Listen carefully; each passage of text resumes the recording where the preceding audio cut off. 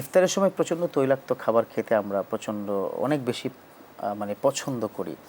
সেই জায়গা থেকে আসলে আমাদের খাবারের মেনুটা কী হওয়া উচিত, নবীজি কীভাবে খেয়েছেন, সাহাবারা কেমন খেয়েছেন, তাবিন এবং তাবে তাবিঈন, খোলাফায়ে রাশেদা পর্যন্ত, এই পর্যায়ক্রমে তাদের ইফতারের মেনুটা আসলে কী ছিল?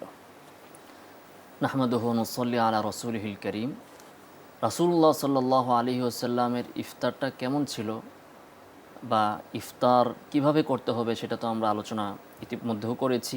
সেটা হচ্ছে যে আল্লাহ রাসূল বলেন, যার কাছে খেজুর আছে সে খেজুর দিয়ে ইফতার শুরু করবে। অনেকে তো পানি দিয়ে শুরু করে, তাহলে কোনটা সুন্নত? আল্লাহ রাসূল তো পানি দিয়ে ইফতার করেছেন, খেজুর দিয়ে করেছেন, না, এখন কোনটা সুন্নত? হাদিস কিন্তু এভাবে আছে যে যে ব্যক্তি খেজুর পেল সে খেজুর দিয়ে করবে, যদি খেজুর না পায় তাহলে সেক্ষেত্রে সে পানি দিয়ে করবে। তো আপনার সামনে যদি খেজুর এবং পানি উভয়টা থাকে আপনি খেজুর দিয়ে করবেন। চমৎকার। আর যদি আপনার কাছে খেজুর না থাকে সেক্ষেত্রে আপনি পানি দিয়ে করবেন। এটা হচ্ছে মুস্তাহাব, ফরজ না। যেটা ছিল খেজুর, দুধ, পানি, ওনাদের ভিতরে যেরকমটা ছিল। এখন রুটিতে খুবসো ছিল।